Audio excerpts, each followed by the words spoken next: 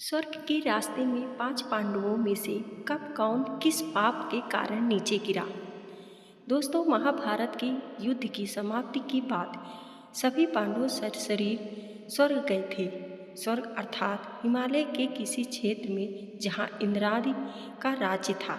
पांचों पांडव अपना राजपाट परीक्षित को सौंपकर जब स्वर्ग की कठिन यात्रा कर रहे थे, तब इस यात्रा में द्रौपदी भी उनके साथ गई थी। सभी चाहते थे कि हम सशरीर स्वर्ग पहुँचे, परंतु रास्ते में कुछ ऐसा घटा कि एक एक करके पांडव नीचे गिरकर मृत्यु को प्राप्त हो गए। यात्रा के दौरान जब पांडव बद्रीनाथ पहुँचे और वहाँ से आगे बढ़े तो सरस्वती नदी के उद्गम स्थल पर नदी को पार करना द्रौपदी के लिए कष्टकार हो गया था। ऐसे समय में भीम ने एक बड़ा सा चट्टान उठाकर नदी के बीचों बीच डाल दिया। द्रौपदी ने इस चट्टान पर चलकर सरस्वती नदी को पार किया था। कहते हैं कि माड़ा गांव में सरस्वती के उद्गम पर आज भी इस चट्टान को देखा जा सकता है। इसे वर्तमान में भीम पुल कहा जाता है। हालांकि महाभारत की कथा अनुसार पांचों पांडव, द्रौपदी तथा एक कुत्ता आगे चलने लगी। एक जगह द्रौपदी लड़खड़ाकर नीचे गिर गई।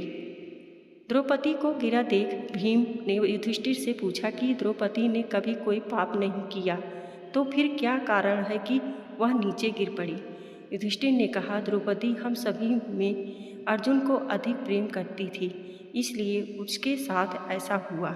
ऐसा कहकर युधिष्ठिर द्रौपदी को देखे बिना ही आगे बढ़ गए। जनश्रुति के अनुसार स्वर्ग यात्रा के दौरान द्रौपदी भीम का सहारा लेकर चलने लगी, लेकिन द्रौपदी भी ज़्यादा दूर नहीं चल पाई और वह भी गिरने लगी।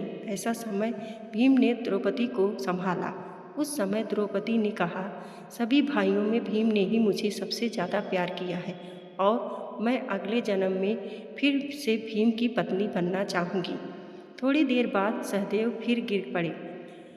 तब भीम ने पूछा, सहदेव क्यों गिरा। युधिष्ठिर ने कहा, सहदेव किसी को अपने जैसा विद्वान नहीं समझता था, इसी दोष के कारण गिरना पड़ा। कुछ देर बाद नकुल भी गिर पड़े। भीम के पूछने पर युधिष्ठिर ने बताया कि नकुल को अपने रूप पर बहुत अभिमान था, इसलिए आज इसकी यह गति हुई है। थोड़ी देर बाद अर्जुन भी गिर पड़े। युधिष्ठिर ने भीम से कहा, अर्जुन को अपने पराक्रम पर अभिमान था। अर्जुन ने कहा था कि मैं एक ही दिन में शत्रुओं का नाश कर दूंगा, लेकिन ऐसा कर नहीं पाए। अपने अभिमान के कारण ही अर्जुन की आज यह हालत हुई है। ऐसा कहकर युधिष्ठिर आगे बढ़ गए। आगे चलने पर भीम भी गिर पड़े। तब भीम ने गिरते वक्त युधिष्ठिर से इसका कारण पूछा, तो उन्होंने बताया कि तुम खाते बहुत थे और अपने बल का झूठा प्रदर्शन करते थे, इसलिए तुम्हें आज भूमि पर गिरना पड़ा। यह कहकर युधिष्ठिर आगे चल दिए। केवल वह कुत्ता ही उनके साथ चलता रहा। युधिष्ठिर कुछ ही दूर चले थे कि उन्हें स्वर्ग ले जाने के लिए स्वयं देवराज इंद्र अपना रथ लेकर आ गए। तब युधिष्ठिर ने इंद्र से कहा, मेरे भाई और द्रौपदी मार्ग में ही गिर पड़े हैं, वे भी हमारे साथ चलें, ऐसी व्यवस्था कीजिए। तब इंद्र ने कहा कि वे सभी शरीर त्याग कर पहले ही स्वर्ग पहुँच चुके हैं, लेकिन आप सशरीर स्वर्ग में जाएंगे।